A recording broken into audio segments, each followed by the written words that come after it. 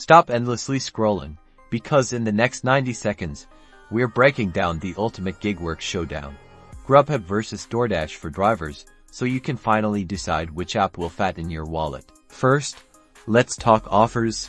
DoorDash often floods you with orders, which sounds good, but can mean more lower-paying gigs and longer wait times. Pay close attention to the dollar per mile ratio here. A good rule of thumb is to aim for at least $1 per mile.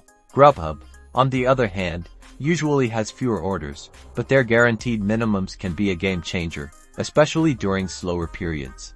Check if the guaranteed minimum makes the delivery worthwhile, even if the mileage is a bit higher. Now, acceptance rates. DoorDash doesn't punish you for declining orders. You can cherry-pick the most profitable ones without worrying. But on Grubhub, declining too many offers can lead to a block suspension, meaning you can't dash during scheduled times. So you want to be a bit more careful with Grubhub. Location. DoorDash typically has a wider coverage area, especially in suburban areas. Grubhub often dominates in denser urban centers.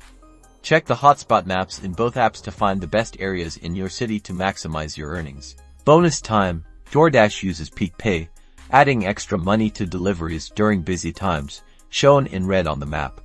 Grubhub uses incentives, like completing a certain number of deliveries within a specific time frame to earn a bonus. Factor these in when strategizing. The truth is, there's no definitive winner. DoorDash offers more volume and flexibility, while Grubhub sometimes provides higher guaranteed earnings.